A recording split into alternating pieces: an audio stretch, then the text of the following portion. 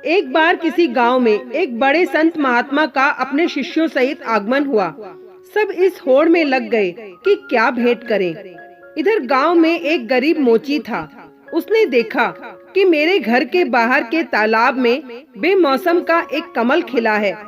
उसकी इच्छा हुई कि आज नगर में महात्मा आए हैं, सब लोग तो उधर ही गए हैं, आज हमारा काम चलेगा नहीं, आज ये फूल बेचकर ही गुजारा कर लें। वह तालाब के अंदर कीचड़ में घुस गया, कमल के फूल को लेकर आया, केले के पत्ते का दोना बनाया और उसके अंदर कमल का फूल रख दिया। पानी की कुछ बूंदें कमल पर पड़ी हुई हैं और वह बहुत सुंदर दिखाई दे रहा है। इतनी देर में एक सेठ आया और आते ही कहा, क्यों फूल बेचने की इच्छा है? आज हम आपको इसके 2 चांदी के रुपए दे सकते हैं। अब उसने सोचा कि 1-2 आने का फूल, इसके 2 रुपए दिए जा रहे हैं। वह आश्चर्य में पड़ गया। इतनी देर में नगर सेठ आया।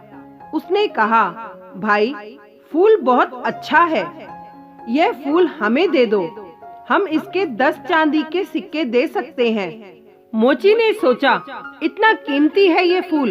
नगर सेठ ने मोची को सोच में पड़े देखकर कहा कि अगर पैसे कम हो तो ज्यादा दिए जा सकते हैं।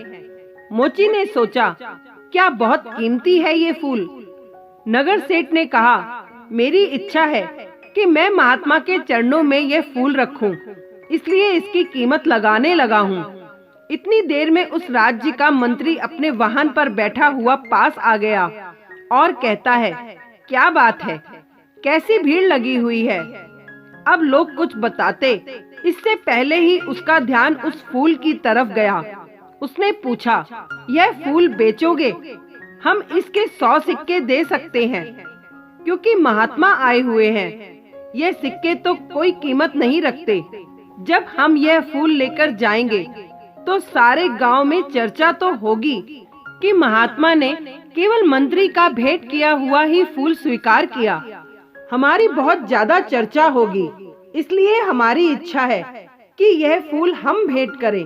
और कहते हैं कि थोड़ी देर के बाद राजा ने भीड़ को देखा। देखने के बाद वजीर से पूछा कि बात क्या है। वजीर ने बताया कि फूल का सौदा चल रहा है। राजा ने देखते ही कहा, इसको हमारी तरफ से 1000 चांदी के सिक्के भेंट करना, यह फूल हम लेना चाहते हैं। गरीब मोची ने कहा, लोगे तो तब जब हम बेचेंगे, हम बेचना ही नहीं चाहते। अब राजा कहता है कि बेचोगे क्यों नहीं? उसने कहा कि जब महात्मा के चरणों में सब कुछ न कुछ भेंट करने के लिए पहुंच रहे हैं, तो ये फूल इस गरीब की तरफ से आज उनके चरणों में भेंट होगा। राजा बोला, देख लो, 1000 चांदी के सिक्कों से तुम्हारी पीढ़ियां तर सकती हैं। गरीब मोची बोला, मैंने तो आज तक राजाओं की संपत्ति से किसी को तरते नहीं देखा, लेकिन महान पुरुषों के आशीर्वाद से तो लोगों को जरूर तरते देखा है। राजा मुस्कुराया और कह उठा, तेरी बात में दम है, तेरी मर्जी, तू ही भेंट कर ले। अब राजा तो उस उद्यान में चला गया जहाँ महात्मा ठहरे हुए थे और बहुत जल्दी चर्चा महात्मा के कानों तक भी पहुँच गई कि आज कोई आदमी फूल लेकर आ रहा है जिसकी कीमत बहुत लगी है। वह गरीब आदमी है, इसलिए फूल बेचने निकला था जिससे कि उसका गुजारा होता। जैसे ही वह गरीब मोची फूल लेकर पहुंचा तो शिष्यों ने महात्मा से कहा कि वह व्यक्ति आ गया। लोग एकदम सामने से हट गए। महात्मा ने उसकी तरफ देखा। मोची फूल लेकर जैसे ही पहुंचा तो उसकी आंखों में से आंसू बरसने लगे। कुछ बूंदें तो पानी की कमल पर पहले से ही थीं, कुछ उसके आंसुओं के रूप में कमल पर ठिठक गईं।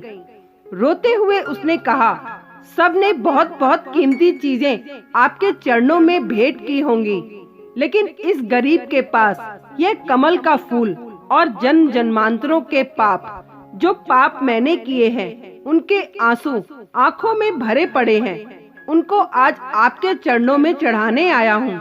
मेरा ये फूल और मेरे आंसू भी स्वीकार करो। महात्मा के चरणों में फूल रख दिया। गरीब मोची घुटनों के बल बैठ गया। संत महात्मा ने अपने शिष्य आनंद को बुलाया और कहा, देख रहे हो आनंद, हजारों साल में भी कोई राजा इतना नहीं कमा पाया जितना इस गरीब इंसान ने आज एक ही पल में कमा लिया। इसका समर्पण श्रेष्ठ हो गया। इसने अपने मन का भाव दे दिया। एकमात्र ये मन का भाव ही है जिससे हम ईश्वर की कृपा प्राप्त कर सकते हैं। उस कृपा के आगे त्रिलोकी का सामान भी कोई अहमियत नहीं रखता। Thank you.